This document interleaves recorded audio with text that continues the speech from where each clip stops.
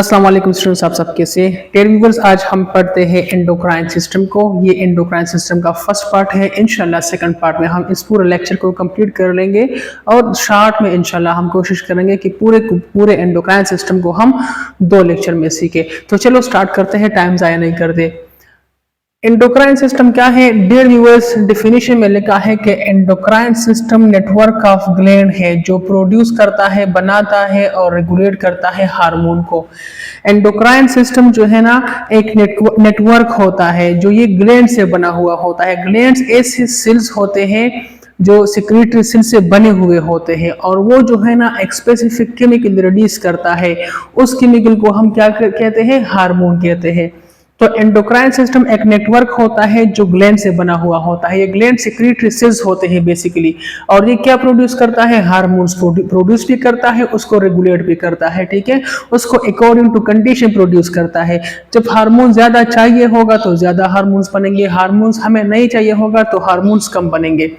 अब हार्मोन्स है क्या चीज? जैसा कि हमने पढ़ा कि हार्मोन केमिकल मैसेंजर्स है जो ग्लैंड से प्रोड्यूस होते हैं।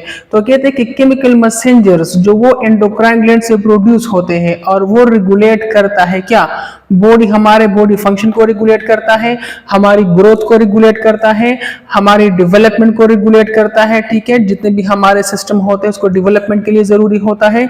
और इसके साथ साथ हमारे मूड और इमोशंस को भी रेगुलेट करने के लिए जो केमिकल मैसेंजर्स होते हैं जो ग्लैंड से बनते हैं उसको हम कहते हैं हार्मोन्स। तो आसान अल्फाजों में हार्मोन्स केमिकल मैसेंजर्स है जो ग्लैंड से बनते हैं, और ये केमिकल मैसेंजर हमारी बॉडी की ग्रोथ को, हमारे इमोशन को, हमारे डेवलपमेंट को, हमारे डाइजेशन जितने भी प्रोसेस होते हैं उसको कंट्रोल करता है। एक चीज यहाँ पर जहन में रखें, ये जो ग्लैंड्स होते हैं ये डक्टलेस होते हैं। डक्टलेस का मतलब ये कि इन ग्लैंड्स की जो सिक्रीशन होती है, जो हार्मोन प्रोड्यूस होते हैं, वो डायरेक्ट ब्लड स्ट्रीम में आ जाते हैं। ठीक है, डायरेक्ट ब्लड में ये शामिल हो जाते हैं। ऐसा नहीं होता कि इसके लिए एक डक्ट होता है, एक रास्ता होता है, एक ट्यूब होता है।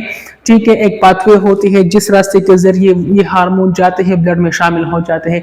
नहीं, ये हार्मोन डायरेक्टली एंडोक्राइन ग्लैंड से रिलीज हो जाते हैं और डायरेक्ट ही ब्लड में आ जाते हैं। ठीक है, डायरेक्ट सिक्रीशन होती है ब्लड स्ट्रीम में, इसी वजह से इसको डक्टलेस ग्लैंड्स कहते हैं। अब हार्मोन्स की टाइप्स की अगर हम बात करें तो 2 टाइप्स के हार्मोन होते हैं। एक को हम कहते हैं स्टेरॉइड्स हार्मोन और दूसरे को हम कहते हैं पेप्टाइड हार्मोन। स्टेरॉइड्स हार्मोन जो होते हैं ये बेसिकली कोलेस्ट्रॉल या फैट से बने हुए होते हैं, लिपिड इन नेचर होते हैं। ठीक है, कोलेस्ट्रॉल लिपिड इन नेचर होते हैं, लिपिड से ये बने हुए होते हैं। इसका एग्जाम्पल है कार्टिसोल। स्टेरॉइड हार्मोन जितने भी होते हैं ये वाटर इनसॉल्युबल होंगे और इसके लिए जो मैसेंजर, जो रिसेप्टर पाए जाते हैं वो सेल के अंदर पाए जाते हैं। मतलब ये कि ये सेल के अंदर जाके रिसेप्टर के साथ अटैचमेंट करेगा और फिर उसी के बाद जो है ना ये अपना रोल परफॉर्म करेगा। तो steroid hormone cholesterol in nature. दूसरे जो होते हैं हमारे पेप्टाइड हार्मोन होते हैं। नाम से जाहिर है पेप्टाइड हार्मोन वो हार्मोन होते हैं जो पेप्टाइड से बने हुए होते हैं, अमाइनो एसिड चेन से बने हुए होते हैं, प्रोटीन इन नेचर होते हैं। और ये जो हार्मोन होते हैं ये वाटर सॉल्युबल होंगे और इनके जो रिसेप्टर्स होंगे वो सेल के सरफेस पे मौजूद होंगे और उसी के साथ ये बाइंड होकर ये अपना रोल प्ले करेगा। इसका एग्जाम्पल जो है ना, इसका एग्जाम्पल अगर मैं आपको बताता चलूं तो इसका एग्जाम्पल इंसुलिन इसका एग्जाम्पल है। फिर इसके बाद जो है ना हार्मोन्स की कंट्रोल मैकेनिज्म की बात करते हैं कि हार्मोन हमारे बॉडी को कैसे कंट्रोल करता है। तो 2 मैकेनिज्म है, एक डायरेक्ट कंट्रोल है और एक इनडायरेक्ट कंट्रोल है। डायरेक्ट कंट्रोल में हम क्या, ये होता क्या है, जब भी हमारे बॉडी में किसी चीज का लेवल बढ़ जाता है, किसी एग्जाम्पल ले लेते हैं, फॉर एग्जाम्पल हमारे बॉडी में ग्लूकोज का लेवल बढ़ गया है। अब ग्लूकोज के लेवल बढ़ने की वजह से होता क्या है कि डायरेक्टली ग्लूकोज जाके हमारे पेनक्रियास को स्टिमुलेट करेगा, वहां पर स्पेसिफिक बीटा सेल को स्टिमुलेट करेगा और बीटा सेल से जो है ना इंसुलिन बनाएगा और वो इंसुलिन क्या करेगा? ग्लूकोज के लेवल को मेंटेन करेगा। तो अब इसको देखें, डायरेक्ट मैकेनिज्म है। डायरेक्ट जो है ना वो स्टिमुलस मिल गया है, किस चीज को? पेनक्रियास को मिल गया है। मतलब ब्लड में ग्लूकोज का लेवल ज्यादा हुआ है और ये ज्यादा लेवल होने की वजह से पेनक्रियास इसको डिटेक्ट कर रहा है कि ग्लूकोज का लेवल बढ़ गया है और वो इसी के मेंटेनेंस के लिए, इसको रेगुलेट करने के लिए डायरेक्ट इंसुलिन हार्मोन रिलीज करता है। ठीक है, तो ये डायरेक्ट कंट्रोल मैकेनिज्म है। इनडायरेक्ट कंट्रोल मैकेनिज्म की अगर हम बात करें तो इसमें होता क्या है कि इसमें एक पाथवे से जो है ना ये प्रोसेस होके जाता है और ईड में जो है ना एक ग्लैंड से हार्मोन बन जाता है। फॉर एग्जाम्पल अब देखिए, हमारे बॉडी का टेम्परेचर अल्टर हुआ है या हमारा मेटाबॉलिज्म जरूरी है, मेटाबॉलिज्म होना जरूरी है, मेटाबॉलिज्म प्रोसेस इनिशिएट होना चाहिए। तो होता क्या है कि सबसे पहले मैसेज जाएगा हाइपोथैलेमस को, जाएगा हाइपोथैलेमस क्या करेगा, वहां से thyrotropin releasing hormone TRH hormone release करेगा। यहाँ पर मैंने लिखा है ये टीआरएच हार्मोन आगे जाके एंटीरियर पिट्यूटरी पे काम करेगा जो टीएसएच रिलीज करेगा, फिर ये आगे जाके थायराइड ग्लैंड पे काम करेगा, फिर thyroid gland T3 T4 hormone बना के टेम्परेचर को या मेटाबॉलिज्म को रेगुलेट करेगा। तो अब देखिए इनडायरेक्ट एक में फीडबैक मैकेनिज्म आया था जिसमें मल्टीपल ग्लैंड्स वो पार्टिसिपेट कर रहे थे और ईड में जो है ना वो हार्मोन बन गया है जिसकी जरूरत पड़ गई है। तो ये इनडायरेक्ट मैकेनिज्म है। इसमें T3 T4 का एग्जांपल हमने ऑलरेडी पढ़ा। अब ये पूरा का पूरा प्रोसेस जो होता है ये दो मैकेनिज्म से कंट्रोल होता है जिसको फीडबैक मैकेनिज्म कहते हैं। एक पॉजिटिव फीडबैक मैकेनिज्म होता है और एक नेगेटिव फीडबैक मैकेनिज्म होता है। अब पॉजिटिव फीडबैक मैकेनिज्म क्या है?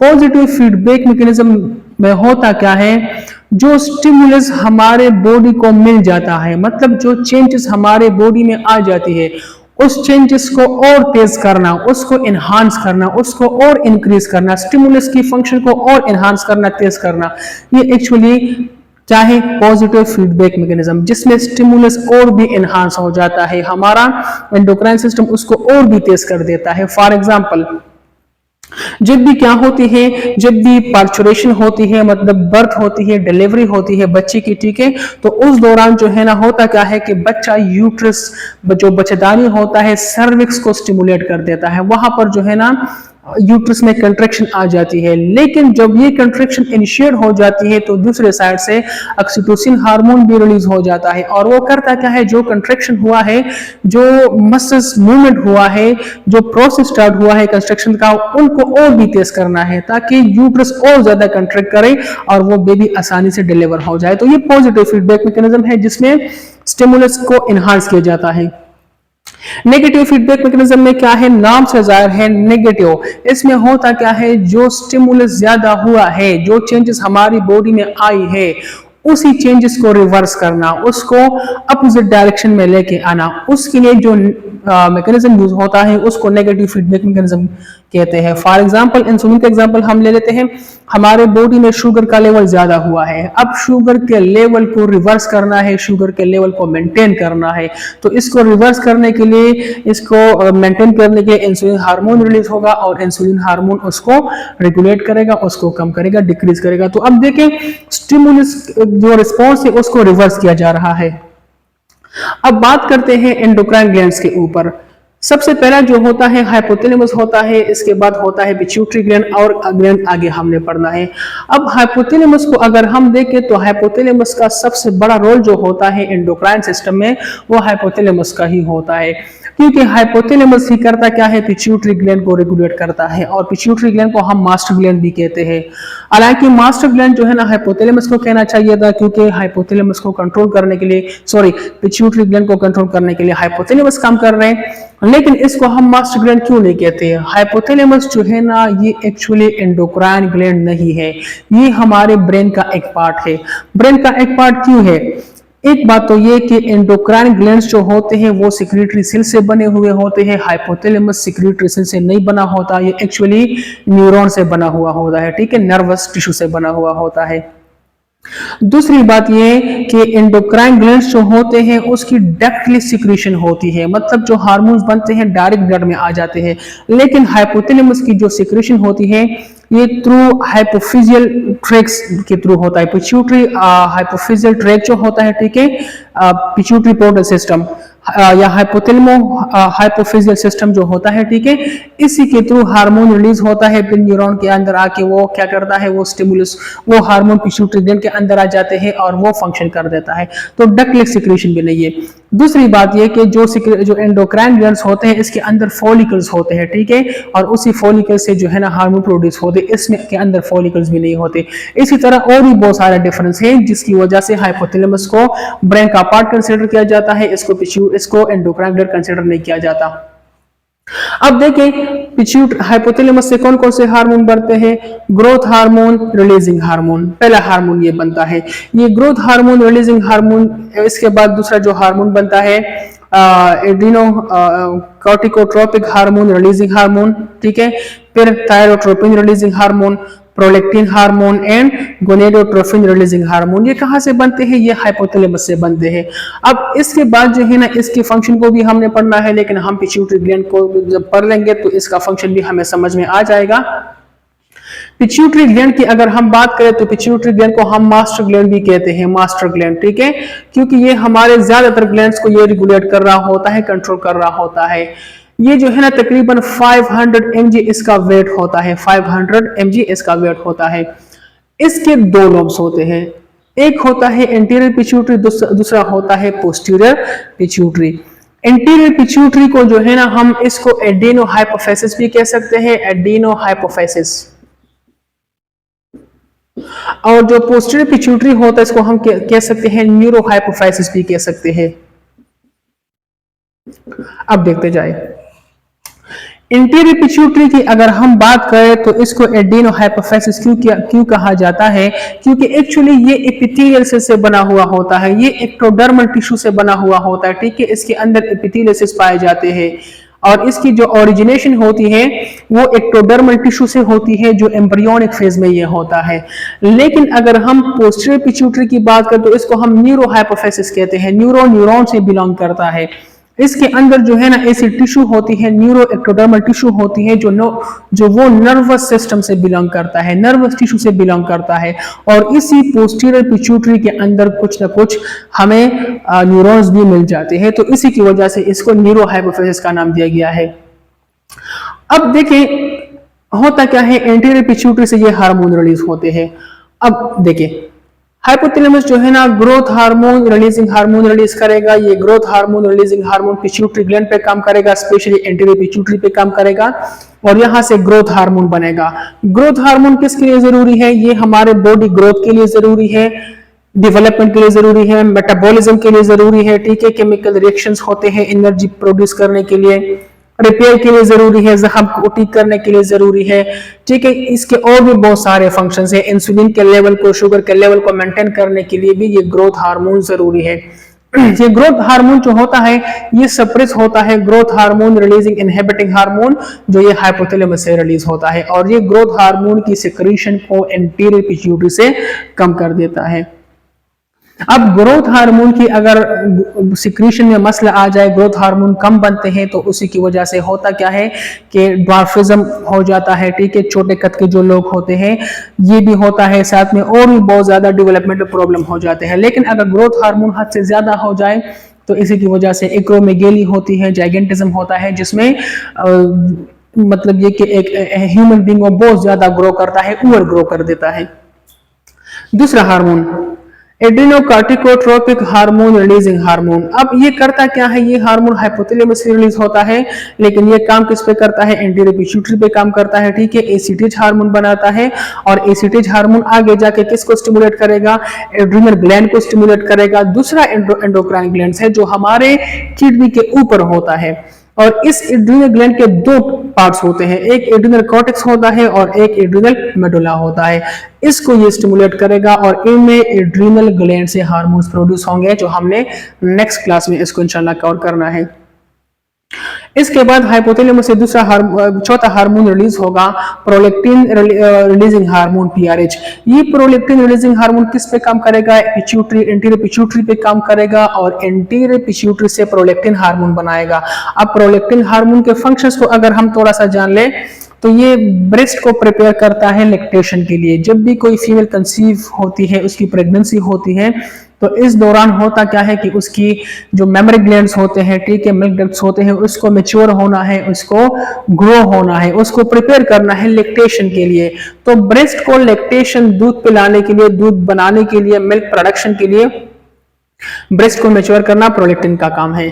इसके साथ साथ ये लैक्टेशन, ब्रेस्ट फीडिंग के दौरान भी ये हार्मोन अपना रोल प्ले करता है। जब भी कोई मदर अपने बच्चे को ब्रेस्ट फीडिंग करती है, दूध पिलाती है, तो इसी दूध पिलाने का जो प्रोसेस है उसमें भी ये प्रोलेक्टिन हार्मोन प्ले करता है।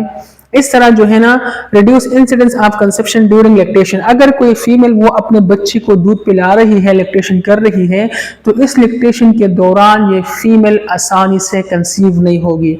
क्योंकि होता क्या है, जो फॉलिक स्टिमुलेटिंग हार्मोन्स होते हैं, जो और हार्मोन्स होते हैं ओव्यूलेशन के लिए, वो हार्मोन सप्रेस हुए होते हैं during lactation, during the increase quantity of prolactin hormone. तो इंक्रीज क्वांटिटी होने की वजह से रिप्रोडक्टिव हार्मोन्स कम हो जाते हैं, तो फीमेल ड्यूरिंग लैक्टेशन कंसीव नहीं करती। इसके बाद जो है ना हम बात करते हैं जी, अच्छा टीएसएच हार्मोन रह गया है, थायरोट्रोपिन रिलीजिंग हार्मोन, ये हाइपोथैलेमस से रिलीज होगा, जो ये आगे जाके एंटीरियर पिट्यूटरी को स्टिमुलेट करेगा। Anterior pituitary thyroid stimulating hormone बनाएगा। थायराइड स्टिमुलेटिंग हार्मोन आगे जाके थायराइड ग्लैंड के ऊपर काम करेगा और ये थायराइड ग्लैंड से T3 T4 हार्मोन बनाएगा। अब T3 T4 हार्मोन के फंक्शंस क्या है, नेक्स्ट क्लास में हमें इंशाल्लाह सीखना है।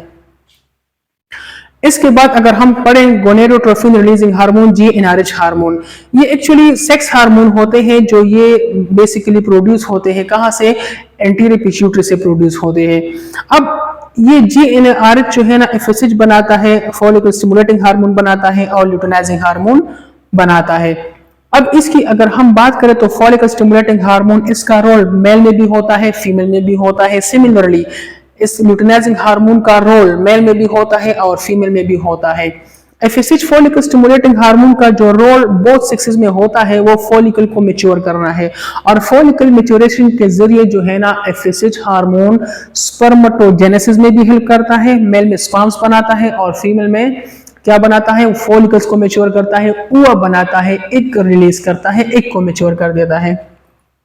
इसी तरह ल्यूटेनाइजिंग हार्मोन जो होता है ये क्या करता है, ये फीमेल ने मेंस्ट्रुअल साइकिल को रेगुलेट करता है, ठीक है, मेंसेस जो साइकिल जो पीरियड आता है उसको रेगुलेट करता है, और मेल में जो है ना ये टेस्टोस्टेरोन हार्मोन्स की सिक्रीशन में हेल्प कर देता है, जिसके जरिए सेक्सुअल ग्रोथ होती है, ठीक है, जो सेक्सुअल ऑर्गन्स होते हैं मेल में वो ग्रो कर जाते हैं और एक मेल वो प्यूबर्टी स्टेज में एंटर हो जाता है। इसी तरह जो है ना अगर हम यहां तक जो था एंटीरियर पिट्यूटरी ग्लैंड था, अब हम पढ़ते हैं पोस्टीरियर पिट्यूटरी ग्लैंड को। पोस्टीरियर पिट्यूटरी को अगर हम इसकी फंक्शन के पढ़े तो ये करता क्या है, ये हार्मोन को स्टोर करता है और हार्मोन को रिलीज करता है।